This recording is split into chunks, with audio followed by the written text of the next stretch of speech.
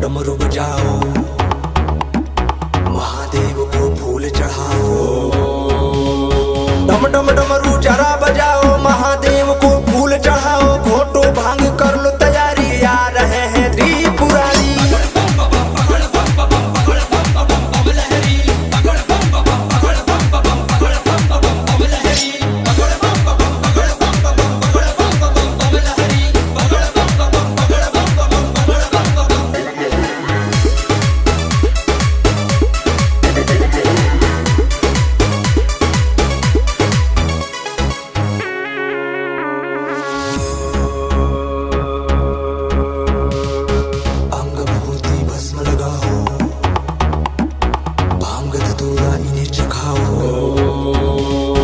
अंग विभूति भस्म लगाओ, भांग धतूरा इन्हें चखाओ। क्यों कहते हैं महादेव हम, आज ये सबको राज बताओ।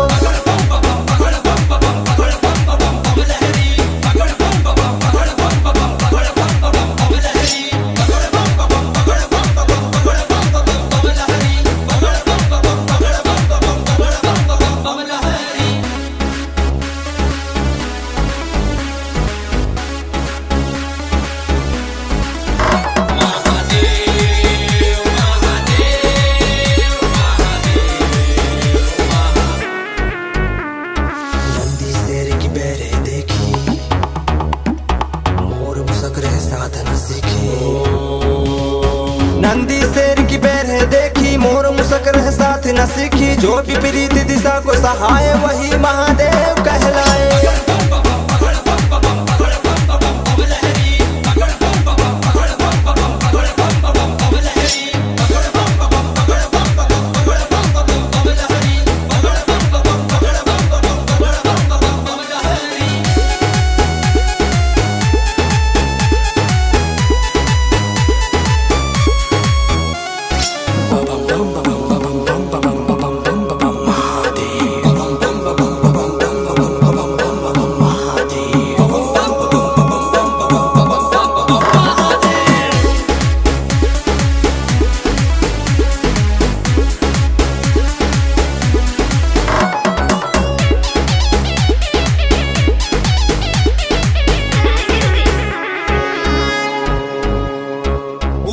से डर नर नारी,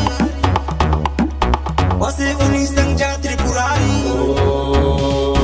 भूत पिचा से डर नर नारी, बसे उन्हीं संग जा त्रिपुरारी। धड़ में जन्म मरण जो बनावे, वही महादेव कहलावे।